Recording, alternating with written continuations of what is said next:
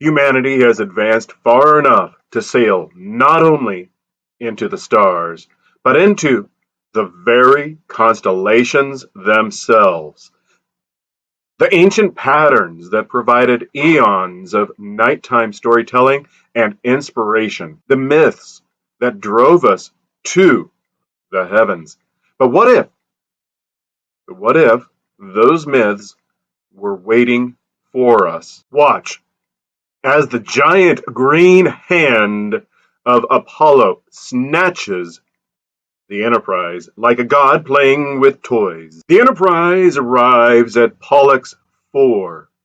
Lieutenant Pollux notes, "It's unusual. There's no intelligent life here." And I'll play that clip in a moment. But I want to lay some foundation. Pollux isn't just a name. It's a reference to a Greek hero, immortalized with his brother Castor in the constellation Gemini. The twins. Pollux, son of Zeus, is immortal. Castor, his brother, is mortal. Their bond became the stars, a symbol of duality, brotherhood, eternity. Yet this planet bucks the odds, no intelligent life. Or so they think. It's also worth noting that Pollux IV is located in the Beta Geminorum, as in Gemini, system, about 34 light years from Earth. Here's the report on Pollux V, Captain. This entire system has been almost the same, a strange lack of intelligent life on the planets. It bucks the percentages. Bucks them. Well, carry out the standard procedures on Pollux IV. Aye, sir. The gods have been waiting, or more specifically, one of the ancient gods has been waiting. Apollo reveals himself the sun god, the last survivor of the Olympians. This is important. Apollo is, according to Greek myth and legend, the sun god. Remember this not only for this episode, but for the previous Kirk versus Gorn discussion and any future sun god related content. Apollo, he demands what he always has: worship, devotion, sacrifice. Humanity is pawns for his bidding and entertainment. He draws strength from our energy, from the adoration that once fueled Olympus. Without it, he is nothing. But Kirk sees the truth. Apollo is a relic, a parasite clinging to power. The time for old gods is over. Would you mind telling us what you want without all the Olympian generalities? You will not leave this place. Your transportation device no longer functions. I will not permit that device to work either, Captain. You will worship me. You're no god to us, mister. Welcome to Olympus, Captain Kirk. Kirk doesn't bow. He stands firm and asserts three truths that seal Apollo's fate. The first, which is delivered near the end, is when he says that the one God is quite sufficient. No more pantheon of demanding deities. Now, whether this is an allusion towards Christianity, I don't know. I'm speculating, because Captain Kirk is the heartland of America. Even in the 23rd century, Iowa is American heartland. And William Shatner, even though he's Canadian and Jewish, he understands the role of Captain Kirk, and he understands that Kirk is an Iowa boy and will always be an Iowa boy. You're from outer space. No, I'm from Iowa. I only work in outer space. And the heartland of America has always been synonymous with strong Christian beliefs. And as Shatner delivers the line with conviction, it implies a Christian foundation as to what Kirk is referring. Humanity has moved onto a higher ideal. Kirk represents the new sun god king, his gold uniform. He sits in the center command chair. His crew, with the way that the bridge is oriented, orbits about him as if they were planets. As Captain Kirk postulates the origins of the ancient Olympians, it's McCoy as Kirk's sounding board who's returning what Kirk is serving. As the moon reflects the sun's light to the earth, McCoy provides wise counsel from the shadows. This is the baton that's passing from old divine kings of 5,000 years in Earth's past to humanity's self-made leaders of the present, well, or in this case, the 23rd century. We're willing to talk, but you'll find we don't bow to every creature who happens to have a bag of tricks. What else does mankind demand of its gods?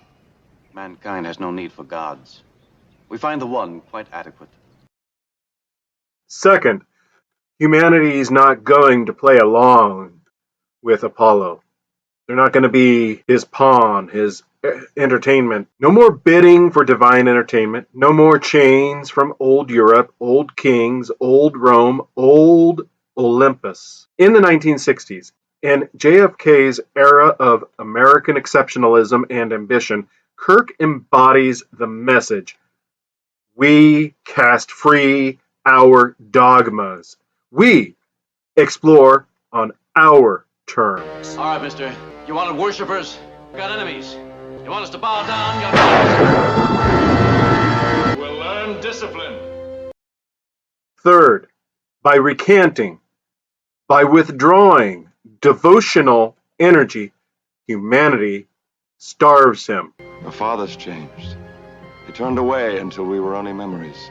God cannot survive as a memory. You need love, admiration, worship, as you need food. Apollo, he exerts powers beyond ability, especially towards Scotty. He attacks Scott again and again. And finally, it's when he chokes Kirk out that he's gone too far. This is when Chekhov notices Apollo is weakening. Apollo looked very strange when he disappeared. Tired or in pain. I don't know if it means anything. There he goes, Mr. Chekhov. That might very well mean something. Analysis. Whatever he is, sir, he seems to control a remarkable technology. Power is what he controls. But what power and where is it? Scout around with your tricorders. Find the source of that power. Boom. The crew realizes they must further weaken him. Otherwise, they'd all be playing liars while tending sheep. Apollo himself reveals the truth. Then we came home again. It was an empty place without worshippers. This line right here, then we came home, and the adverb again. Emphasis on again. Proof.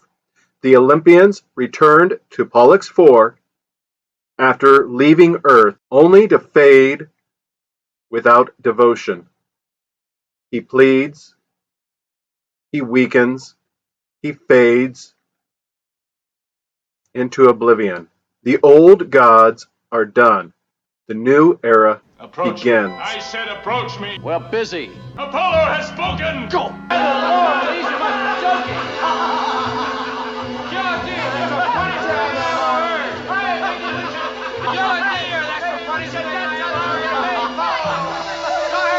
We're tired of your phony fireworks. To hasten Apollo's meeting with fate, as Spock and the crew on board the Enterprise work feverishly to release the ship from the grip of the force field appearing as a giant green hand, Kirk and company on the planet begin taunting Apollo in a vain attempt to enrage him into expending power until Lieutenant Pallamas intercedes and begs Apollo's benevolence, to which he accedes, and they both retreat. I must say, Apollo, the way you ape human behavior is remarkable. There are some other things I must know. Your evolutionary patterns and social development. I've never encountered a specimen like you before. I must get on with my work. I'm a scientist. Well, surely you know I've only been studying you. With orders from Captain Kirk to come down from Mount Olympus, Lieutenant Pallamas realizes she's now the only remaining hope for the crew of the Enterprise. Her earlier intervention thwarted the team's efforts to enrage Apollo and create an opening for the others to attack. And here, her ability to emotionally manipulate even a god of ancient myth is brought to ruin by a woman. Mr. Spock, fire those phasers. All phaser banks. Fire!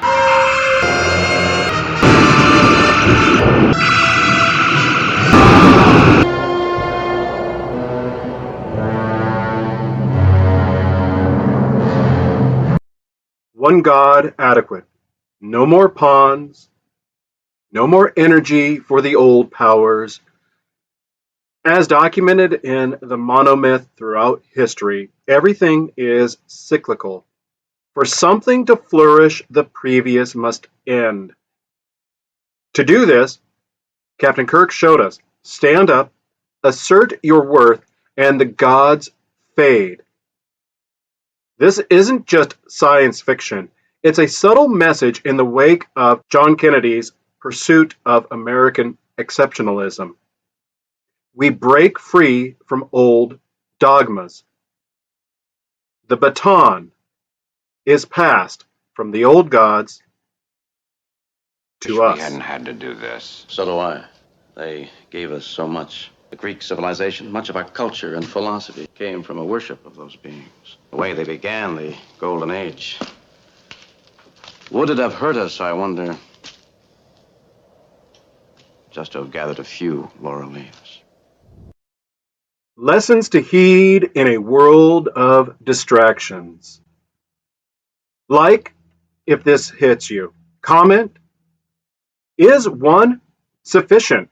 Or tell me your opinion on the monomyth narrative popularized by Joseph Campbell. Is this Star Trek episode able to demonstrate the cyclical nature of the hero's journey? Subscribe for more monomythic solar deity deep dive interpretations on the enduring nature of stories such as Who Mourns for Adonai? Oh, and before I go, one observation I made. Isn't it fascinating? And pilots, you'll connect to this. Spock's use of a cardboard flight computer, the E6B, during this episode. All right, thank you for watching all the way to the end, and I will return with a part 2 of the patrilineal legacy, focusing on Charlie X and the dangers of the too late father. Live long and prosper.